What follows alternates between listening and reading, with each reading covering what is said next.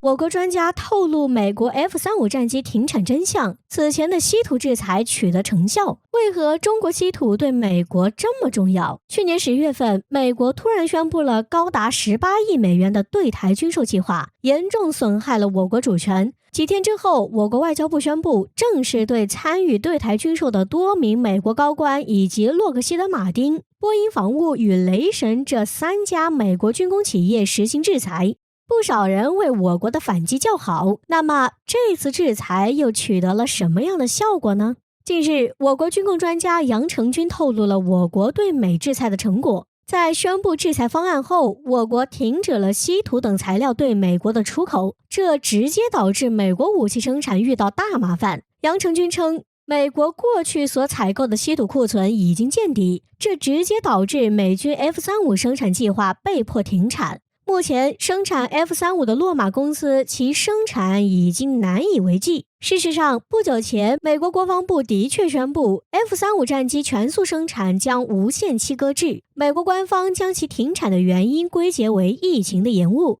但却遭到诸多质疑。首先，疫情不是刚来到美国，而是已经肆虐多时，现在宣布停产，早干嘛去了？其次 ，F-35订单这么多，生产压力这么大，按美国对疫情重视程度来看，他们不太可能因为疫情而让 F-35生产停滞，因此 F-35战机的停产很可能是另有隐情。而几乎在美国宣布 F-35停产同时，我国工信部发布稀土管理条例，该文件强调进一步加强稀土开采与加工环节的监管，并且设定总量目标，打击滥采乱挖。很多人认为我国稀土控制生产量有一个目的，就是限制出口，也就是说，今后卖不卖稀土，卖多少稀土由我们说的算。美国的一份报告曾透露，造一架 F-35战机需要400多公斤稀土。此外，稀土也是美国的激光制导导弹等武器装备的必备材料。然而，美国本土几乎没有稀土生产能力，基本上需要依赖从中国进口稀土。凭借着稀土加工技术的优势，中国出口的稀土占全球稀土出口量80%以上。一旦中国限制稀土出口，西方国家立马就面临稀土断供问题。可以说，稀土便是中国反击的一张王牌。当然，美国人也不是不想解决这个问题。目前，美国联合澳大利亚、加拿大等盟友打造中国之外的稀土生产链，但西方国家由于长期与稀土生产脱节，在稀土加工技术上远落后于中国。中国是全球唯一一个具备提炼全部17种稀土元素的国家。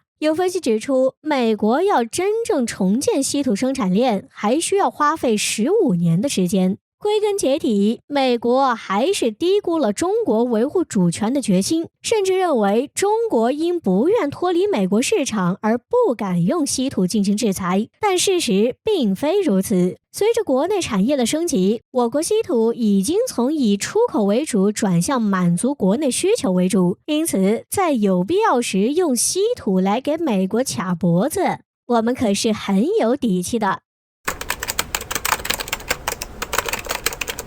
强大的美国海军是如何被中国海军缩小差距的？美国海军的3大败笔又是什么？为何说美国海军现在摸着中国过河？美国海军无疑是蓝星最强大的存在，甚至全球其他国家海军加起来也难以比拟。这得益于美国海军数十年来的底蕴，但光鲜亮丽的背后，却隐藏着美国海军近年来的决策失误，导致青黄不接的景象。有人说，美国海军有3个败笔，使得其他国家有机会追上来。第一个是滨海战斗舰。为了能在战舰数量上继续保持优势，美军一直梦想着打造一支由55艘滨海战斗舰组成的强大海军。然而20年花费了300多亿美元后，经历了成本超支、交付延期与各种机械故障，美军的滨海战斗舰最终被美国军事专家称之为蹩脚的家伙。原本美军计划建造50艘军舰缩减到35艘后，美军正在寻求新的导弹护卫舰来取代滨海战斗舰项目。第二个就是有着科幻战舰之称的朱姆沃尔特级驱逐舰。美军曾花费大价钱打造下一代驱逐舰朱姆沃尔特级，单艘45亿美元的造价，使得朱姆沃尔特级驱逐舰成为航母之外最贵的海军水面军舰。虽然说朱姆沃尔特舰的外形突破了传统战舰的样式，的确很独特，其设备也足够先进，但问题就是不好用，最终只造了3艘就下马了。美国海军也不得不重启阿利伯克级驱逐舰，然后眼看着被中国的055型驱逐舰给超越。第三个就是美国最贵的福特号航母，130亿美元的造价让人惊叹。为了在尼米兹级航母之后继续延续美国航母优势，下一代福特级航母被美军寄予了厚望。然而，该级别首舰福特号在2017年服役后，竟要等到2024年才能部署。吞金巨兽福特号航母在海试时遭遇了各种问题，包括升降梯、电磁弹射系统以及电力系统都有故障，于是海试一次就要拉回去修一次。可以说，美国海军经历了一场败家的一段时光，造出一堆中看不中用的军舰。而在此期间，中国有了自己的航母、万吨大驱以及2栖攻击舰。可以说，美国的决策失误导致中国与其缩小了20年差距。为了改变这样的情况，最近美军公布了新座级导弹护卫舰的计划。不少人吐槽，美军的这款新座级导弹护卫舰复制了中国海军的 052D 型驱逐舰的排水量与 054A 型护卫舰的火力，似乎美国开始打算摸着中国过河，这可成。不过，考虑到中国海军的发展是建立在近年来中国造船业的迅速成长上，而这也得益于中国工业门类的齐全，这样的优势连美国也没有。因此，美国想复制中国海军的奇迹，还不是一件简单的事情。为何说中国是美军禁地？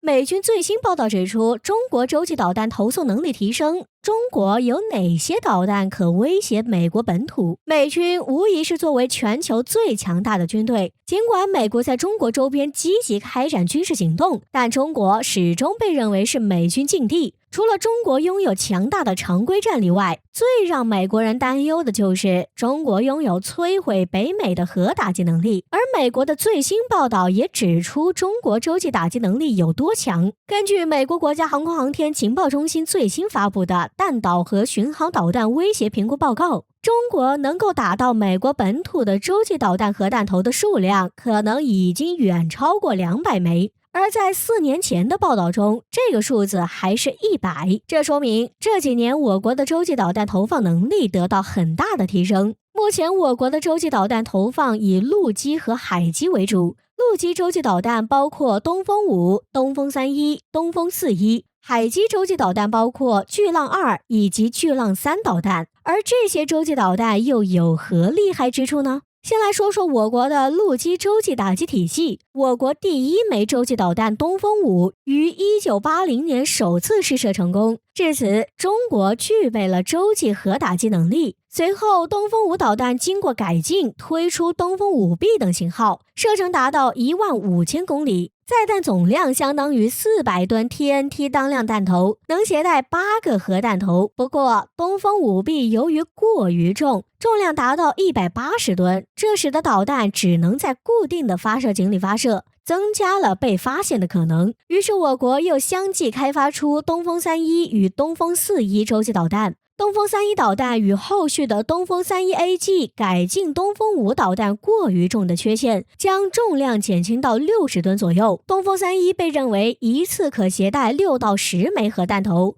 不过由于重量的降低，携带 TNT 弹头当量也变成100万吨。而作为以3级固体燃料火箭为载体的洲际导弹，东风31射程达到12000公里，可覆盖美国大部分地区，并且可由导弹车发射，增强了隐蔽性。在东风31之后，我国又进一步研制出威力更为强大的东风41洲际导弹。在2019年阅兵式上，东风41首次亮相，被认为可携带10枚核弹头，并且射程达到14000公里，能覆盖美国全境。此外，东风41更加难以拦截，其最高速度可达到25马赫，可一击摧毁纽约市。因此，东风41也被认为是洲际导弹之王。都说东风快递，使命必达。了解了我国洲际和战略体系，就能明白为何美军始终对我们有所顾忌了。